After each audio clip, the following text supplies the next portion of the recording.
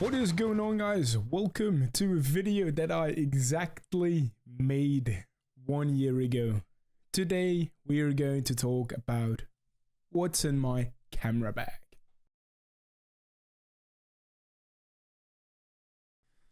Alright, so the camera bag that we are rocking with is this one. This is the PG YTech 1MO Backpack Lite. I believe it is a 25-liter backpack, which is actually plenty for me. It has room right here for a tripod on which my camera is on right now. I will talk about the tripod in a bit. But then again, it is a beautiful backpack. It is very nice. The quality is great. PG YTech is a great company. I actually got this backpack because I was watching a video of, I believe, Matti Haapoja or another YouTuber that probably recommended the brand PG YTech. As I was first thinking of actually getting a Peter McKinnon one, until I saw the prices. What the hell? What the helly? Now, with that being said, I ended up going with this PG YTech. It is actually an insane, good, very nice quality backpack, and I absolutely love it. It can pick, or it can...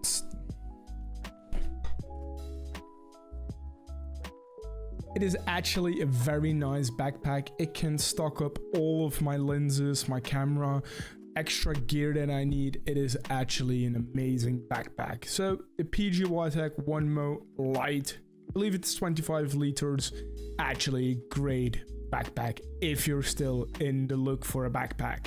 It is kind of a shame that I cannot really show you the main body that I'm currently using, because in the latest video a year ago we used the Sony A7R5, the baby that made this channel, the baby that made me fall in love with photography. Got upgraded, do something else. Ladies and gentlemen, we are using the Sony A7R5. Beautiful beast of a camera, 62 megapixels, actually incredible. Love that thing, it is amazing. Now, for this next part, it didn't really change because this is still the same lens that I was using last year.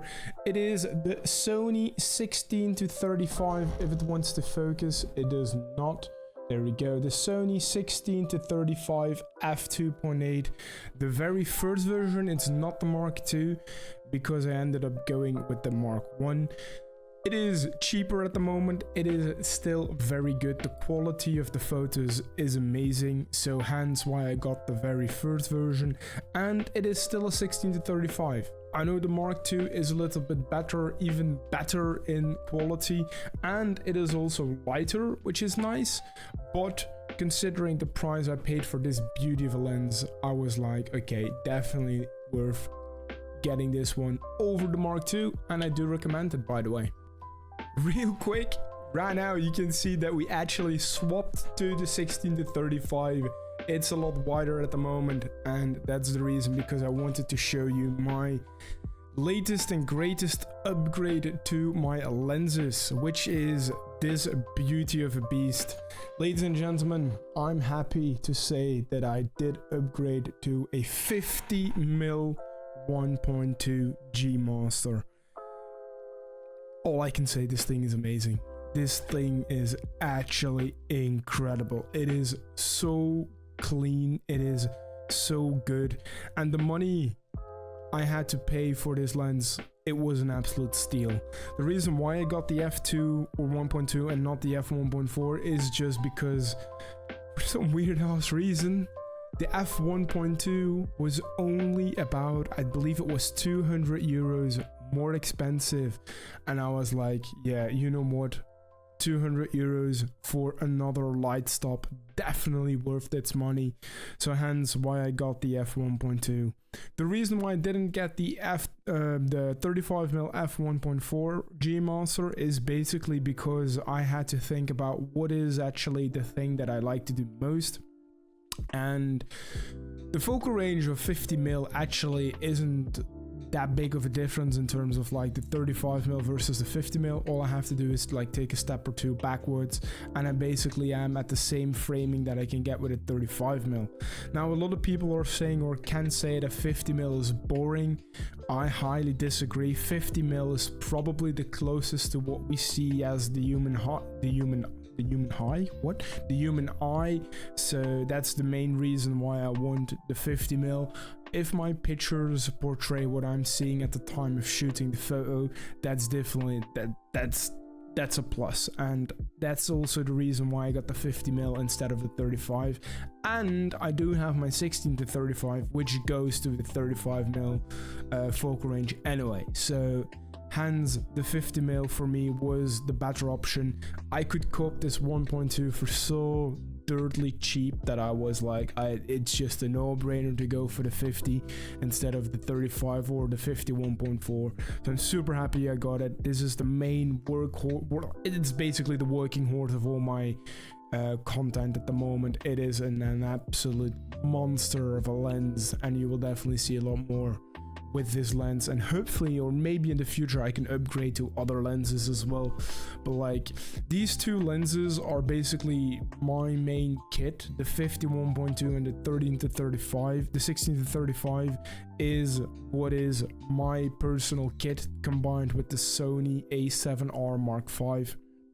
It makes up for an incredible versatile and good quality content creating machine, and I'm super happy that I actually had the chance of upgrading.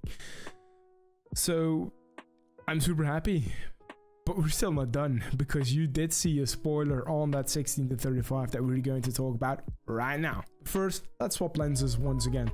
So the reason why I said that you were actually seeing a spoiler is because of this.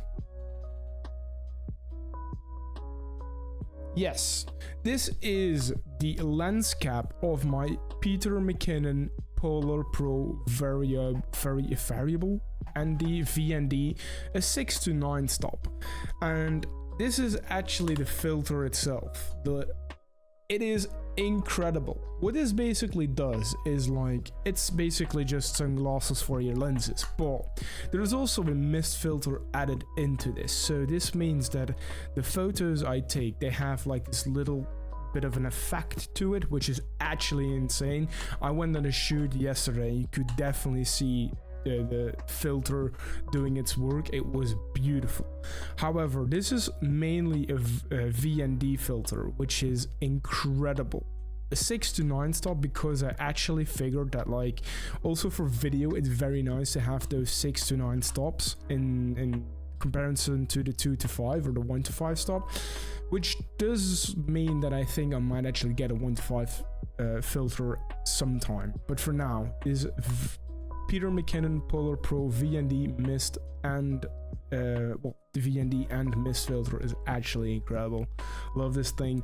I paid a kidney for this thing. This filter compared, or like also with the magnetic system that I have on all of my lenses, it cost me, I think it was easily 600 euros. I think it was 400 euros for the filter alone, and then another 160-ish for the magnetic system, so I could easily change between filters, which is actually incredible to do. But like, it is so dirt expensive for a filter, and the things that you can do with it is worth it. Or like, holy mo, I'm not gonna lie, that did hurt a little bit. But yeah, that's basically my personal kit that I use. We have the Sony camera, we have the 50mm, we have the 16-35, we have the filters, and that's it. There's one more camera that I do want to talk about before I jump into another topic, and that is this beautiful thing. This is the Osmo Action 4, which I use for my cycling vlogs. If you don't know, I also have a cycling YouTube channel which I post cycling content on, actually more often than I use this channel for my photography, but that's going to change. So yeah, I also have an Osmo Action 4. This thing is absolutely beautiful. I love it. I also have ND filters for it. You can just easily take it apart, and then you have an ND filter, put it on, and it does the job. The same thing as these filters do, but then a lot smaller, obviously. That's what she said. Now, that's the main piece of equipment that I use. But there's still one thing I do really want to talk about, which is actually a topic, or could be a topic on its own, but I do really want to talk about it because it's very, very, very nice. There is one more camera or kit or whatever you want to call it that I use. And that's the main thing right here. As you can see, this is the iPhone 17 Pro, not the Max. It's the 17 Pro. The quality of the camera, or lenses that I have to say, is incredible. It takes such beautiful pictures that you could barely notice the difference between if a photo is taken with the iPhone or taken with my camera. However, obviously it's still a phone, so I feel, and the main reason why I do have a camera is because of my creativity. It really comes to life when I use a camera. But the phone, the 17 Pro, is so good at taking pictures that I actually cannot live without it. It is beautiful. I just only recently got it, but like holy moly. The difference between the 15 Pro that I previously had and this one is night and day. I actually love it. So, if you want a camera, or if you want a device to take pictures with, it doesn't matter whatever it is, if it's a phone or what, if your budget is under €1,000, and I know, well, the iPhone Pro costs about 1,200 euros or something, chuck the 200 extra euros to it and get yourself an iPhone over a camera. That's what I would say, unless you can find a steal on eBay or whatever secondhand market you're using. Holy shit. Pictures that the iPhone can take are actually, I'll put some examples on screen, but like holy moly, it is incredible. With that being said, that's everything I use, everything that I use on a daily if I go on a shoot. There's still one thing that I might add to this video, and that's going to be a borrowed lens of a friend of mine that I am thinking of getting myself. Maybe. The main thing that I'm talking about is this cannon of a lens. It's not a Canon, it's a Sigma lens. This lens is the Sigma 150 to 600, and it is an incredible monster of a lens. It is insane. It is heavy, but holy moly, the pictures that you can take with it. Now, the reason why I'm putting this into my what's in my camera bag video is because I actually am thinking of getting one myself, and I'm fortunate enough to have the friend borrow this lens, or lend me this lens so I can borrow it. And wildlife photography is something that I really want to try, since I live in a country with a lot of nature, but also live in a place where there's actually a lot of birds to capture. So I don't see a reason why not to get it, apart from me not going out as often as I really should. But I need it. I need a wildlife lens. Wildlife photography is so incredibly beautiful and a craft of its own that I want to get into it. Like I said yesterday, I was going on this photography trip, which I will obviously include pictures of in this video, but the crops that I could do at 600mm with the camera because of the megapixels, and this cannon of a lens, this Sigma 150 to 600, it is incredible. That really is a wildlife photography kit that I want to literally get myself. I'm thinking of maybe getting the Sony 200 to 600 because this is 150, but man, this lens is incredible. I'm actually going for a photo shoot this week as well, and I will bring this lens with me, so I will probably also make a video about it, and holy moly, that is going to be incredible. But with that being said, that's probably realistically what I would bring in 2026 to any photography gig or video gig that I'm doing. I have my photo camera, I have my lenses, the 16 to 35, the 50mm on the camera, and if needed, I can borrow this 150 to 600. It would be nice if I can actually get to like the 70 to 200mm, but yeah, maybe in the future, if I have the opportunity to upgrade some of my lenses or to get more lenses, I might. But I'm set for now. This is actually my setup that I quote-unquote dreamed of using, making content, making photos. The only thing that I really need right now is a place to actually go take pictures of, or like things to actually photograph, which is hopefully something that I'm getting into this next year, really, 2026. So with that being said, I know I've been talking a lot about stuff. I know I've been talking a lot about what's in my camera bag. Hopefully I did inspire you to also maybe look into the camera, or maybe look into the lenses. I know it's a lot, but literally a lot of money. But honestly, if you want to get started, just get it. Just get the phone. Do it. That's all I can recommend. Ladies and gentlemen, thank you so much for watching the video. I know it's been a year of not uploading. I am incredibly sorry for not making as much content.